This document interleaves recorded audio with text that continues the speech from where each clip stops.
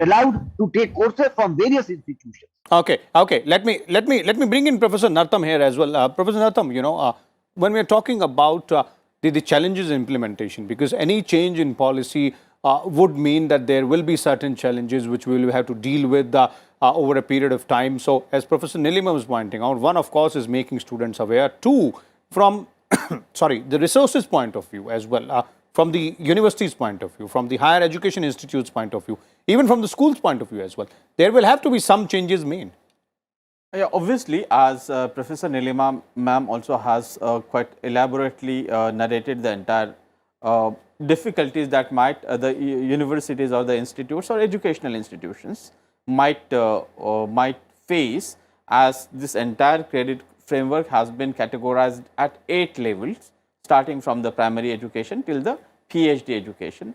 Therefore, now that the credit framework has been issued in the public, so there are certain mechanisms that certainly will be worked in consonance with the and in collaboration with the universities and the institutes concerned. For example, the outline has also stated that initially when a student would study in ITI, the 2 years program after 10th class, that would not be considered into academic education. Now, the credit framework has quite clearly stated that the 2 years of the vocational training would be considered into the regular studies, that academic studies, and for that they might get a certificate from NIOS, National Institute for Open Schooling. So, a language course that the student has to complete, the language course. So, in this way the collaborations will work and the credit framework would also be clarified.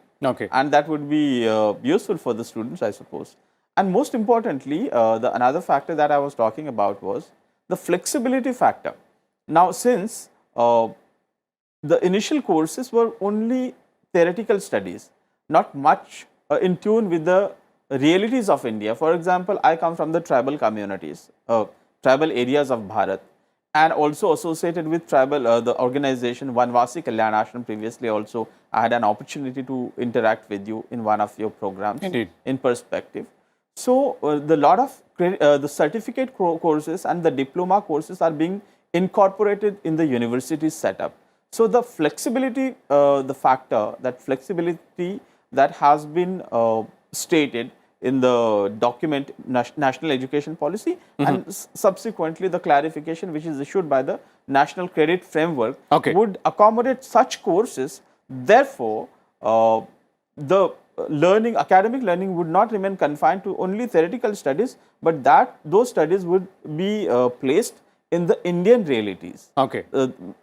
As it is famously said, our principal often says that taking classroom to the field and bringing the field back to the classroom, such a thing would be possible. And that's what seemingly is one of the cornerstones of the NEP and the corresponding NCF and NCrF as well. Professor Jagadesh Kumar, final question to you.